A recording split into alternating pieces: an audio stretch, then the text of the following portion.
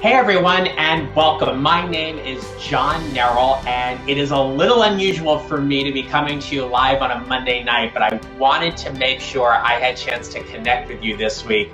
So that is the reason why we have this special Facebook Live here tonight. And I want to welcome you. We're going to take a few minutes to welcome everybody into the room. Tonight is show 67, and the topic is tips to disconnect from technology at work. So for those of you who have been here before, welcome. It's great to see you. For those of you who are new, this happens every week. I come to you each week with a Facebook Live, particularly focusing around a leadership or career topic. The way you get notified by that, though, is one of two ways. So either one, you can like my Facebook page, which is John Nerrell Coaching LLC, or you can subscribe to my email list. And there's a really easy way to do that. So on my website at johnnerrell.com, there is a free resource there called 3 Steps to Creating Your Next Advancement Opportunity Without Feeling Overwhelmed. And this free workbook walks you through 3 steps that I do with my clients to help them listen, lean in, and step forward to creating whatever is next for them in their career. So you'll fill out the form, you'll enter in your name and your email information, you'll get a download for the workbook, and it will enroll you into my email community where each week I email everyone about a particular leadership and career topic. So welcome. I'm gonna just take a minute here and let's just zoom this out a bit. All right, so welcome to everybody again that is here. It's great to have you. And I gotta tell you a story. So, and it is really the reason as to why this topic about tips for disconnecting with technology at work, where this all came about. So last week, my husband Richard and I had an opportunity to go to the Kennedy Center, and he was telling me that he wanted to go see this show called Freestyle Love Supreme. And when he told me about it, the first thing I thought of was it was probably some kind of Motown show, and I was like immediately hooked. And he told me, well, it's not really like that. It's actually an improvisational rap comedy show that is created by the 3 guys who created Hamilton. So Lin-Manuel Miranda is the primary guy behind it. So I was like, okay, this is great, no problem, we'll go. So we get to the theater, and if you've ever been to the Kennedy Center in Washington, D.C., it's a magnificent space with the couple of main theaters at the Symphony Hall and the Opera House. But then there are some smaller theaters where they will do other shows. And so we were in this smaller theater, and as we're walking in to, like, I can't even call it a lobby, I guess it's just like the entrance. But as we're walking in, there's a notice that all smartphones and watches need to be locked away. And I was kind of like, well, I get it, like that's interesting, but I don't want you taking my devices. So there is a company called YONDR, YONDR. Now, I've never heard of this company before last week. I am not paid by them, endorsed by them, or anything like that. I got to tell you though, I loved their product. So you walk in and you go to a table and you are met by one of the theater staff, and there is this bag, and you basically slip your cell phone into it. And I took off my watch and did the same thing. I put that in another bag, and it gets magnetically locked. So it's closed up at the top, and then you hold on to your YONDR during the show. Now, it was a 7 o'clock show. We got into the theater around 6:45. And so we're sitting there, and we were a little bit toward the back center of the theater. So we're kind of watching people come in and everything. There were probably at least 5 times that I went to reach for my cell phone. And of course, I can't access it because it's magnetically locked in my YONDR. I was going to say it's magnetically it's locked in my YONDR. So if you go to their website, which is overyonder.com, their tagline is "Be Here Now." And so theater companies and productions that are workshopping their shows, or they don't want people distracted by the technology, will use YONDRs. And if you go to their website, you can see that they use it for various events or workplace meetings. And the whole thing behind the YONDR is to help people stay mentally and physically present without any distractions. So we're sitting there, and he and I are talking, and I'm actually talking to there was like a young guy, teenager sitting next to me, and we were kind of joking around a little bit about people coming in at the last minute to get their seats. And I even commented to him a little bit about how I wanted to check my phone, but I couldn't. And at 7 o'clock on the dot, the show starts. And at that point, you have no other choice to either be engaged in what's in front of you or not. But the fact that there was no technology or technological distraction in terms of my phone was really a welcome change. And even during the show, there was one point when I went to check and see what time it was, and you can't, because you don't have a watch on, or you don't have your phone on you. So it really allowed for us to be fully immersed in the experience. Now, the show was amazing.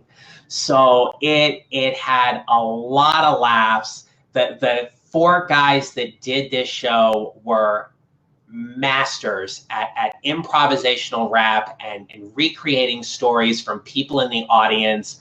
They did a lot of interesting and different things that just made the whole experience enjoyable.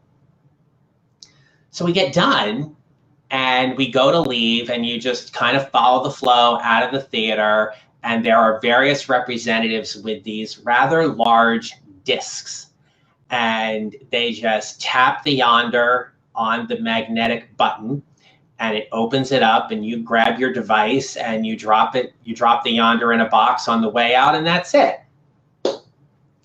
And 90 minutes later, the show was over. There was no intermission, and it was great. I mean, the show was great. The experience was even greater. So it got me thinking, how do we end up basically disconnecting from our technology at work when we are so technology dependent?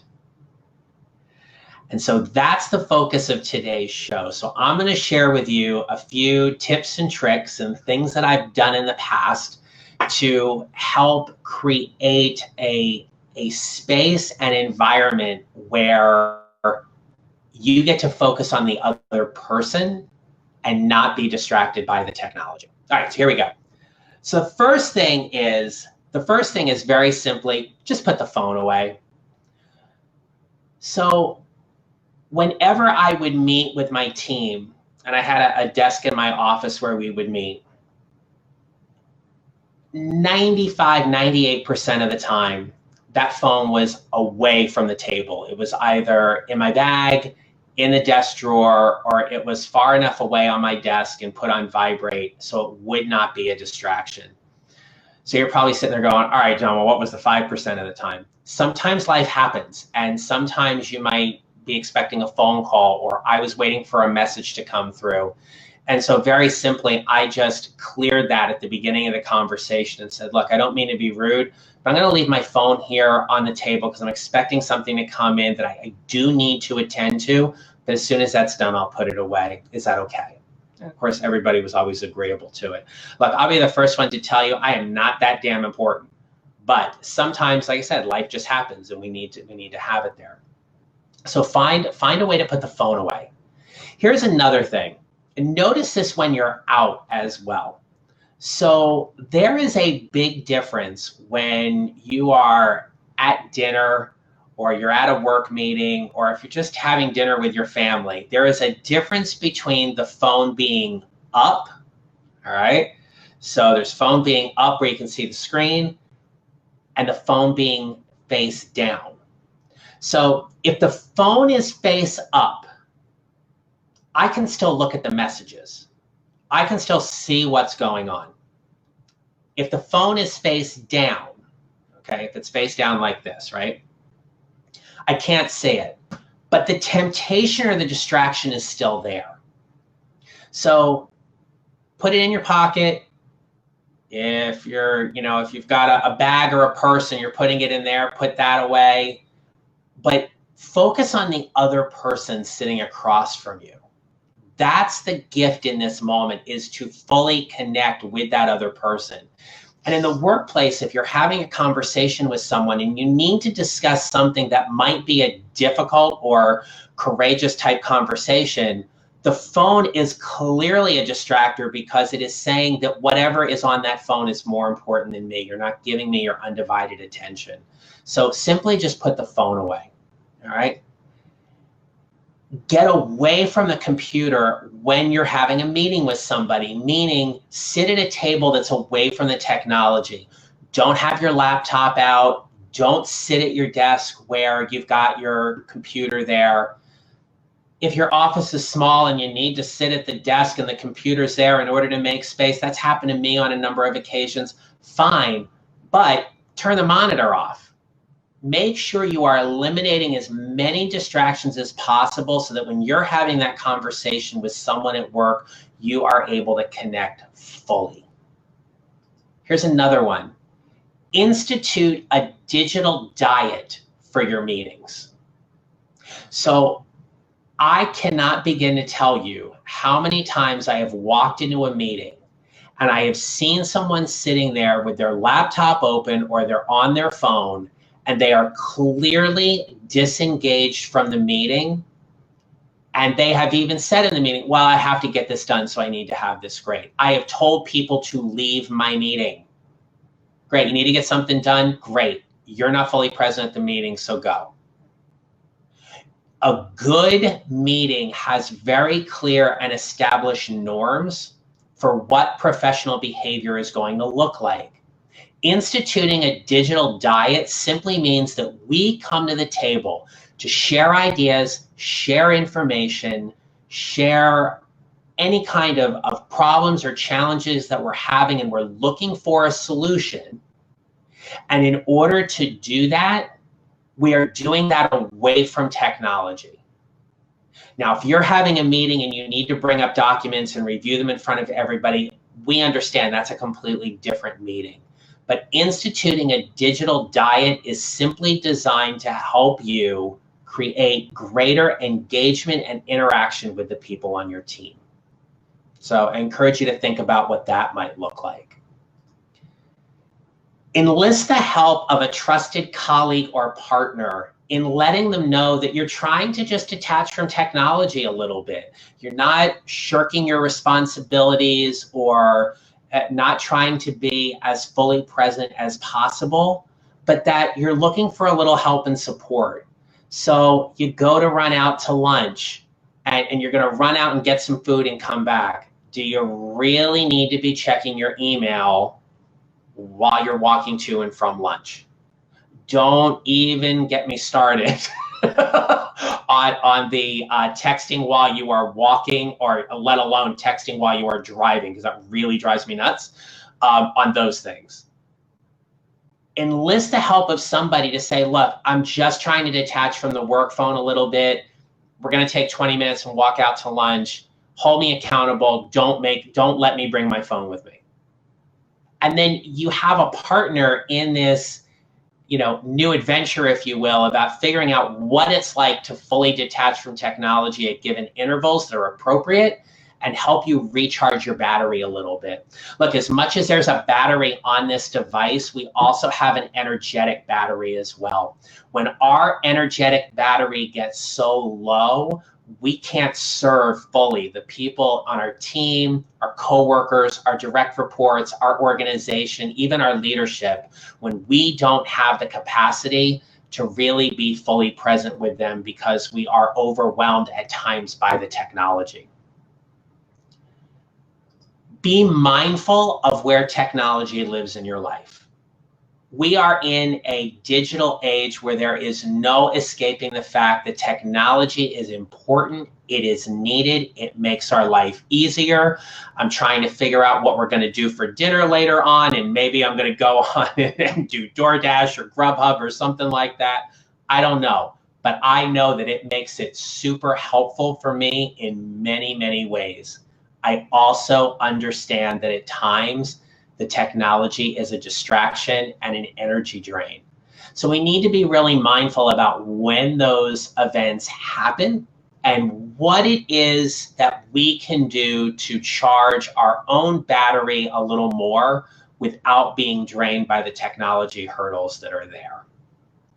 So those are some of the tips, and if anybody has any other tips for how you've been able to technologically disconnect at work and what they are, go ahead and just share a comment with me right now and type that on in. We'll give people a few minutes if they've got some additional thoughts or ideas.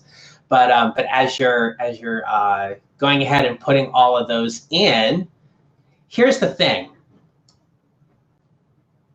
We can absolutely find a way to disconnect from the technology. And again, it doesn't mean that we're not acknowledging our work responsibilities, but we are finding a necessary balance that allows us to do our job better when we give ourselves a break. Now, I'm sure you have heard about it as well. What's the one thing that people often do in the morning when they first wake up? They check their phone. I do it. I'm not great at it. I'm going to admit it to you. I am not perfect in that regard. I like to kind of wake up in the morning as I'm going and seeing what's going on there, right? So I'm working on that as well. But I also know there are times when in the evening, I just need to disconnect. I do not want to be engaged in work email or the technology. I want to be able to sit down and watch a show and just enjoy it. So for those of you who may not know this, we are Big Brother fans in this house, and that is our guilty summer pleasure. It is, I like to call it mindless entertainment with no redeeming content whatsoever, and we get sucked into it, and it's great. And for an hour, 3 times a week, it's an enjoyable ride for us. I kind of like that. So it makes it fun in that regard. And if you have been following Big Brother, it's getting really good. So typically takes about a month before things start to happen, and we're at that point. So it gets to be really, really good. Yeah, Billy, thanks so much for your comment today, right? So put it in your locker. Absolutely. If you've got something like that you have that kind of access where you work and you can put it in your locker, that's absolutely a good idea. Thanks for sharing that. So, yeah. All right. Well, I'm sure this is going to churn a few thoughts or ideas for you, and hopefully as these come up and you've got some other ideas, feel free to share them. You can either share them right under this video in the comment thread on this post, or if you want to, go ahead and email me at john@johnnerrell.com. You can email me if you've got any particular questions regarding your leadership and career path and journey, or what you are trying to do to create your next advancement opportunity, and see how a leadership and career transition coach like myself can help you in figuring out whatever those next steps are. So again, thanks for letting me have a little bit of your time on this Monday night. And I do have some guests lined up for early August that are coming up. So stay tuned for those. I think you're going to find them really interesting. There are definitely some interesting guests. And with that, I'm going to sign off. I wish you a great rest of the night. Be well, everyone. Have a great week. If you live here in the East or the Mid-East or central part of the country, rather, it got hot. It got really hot over the weekend. So we've got a little break in the heat coming, which is going to be nice. So enjoy, be safe, be kind to one another, and put the phone down. See what it's like to connect in a whole different way again. All right. Have a great one, everybody. Take care. Thanks again. Bye-bye.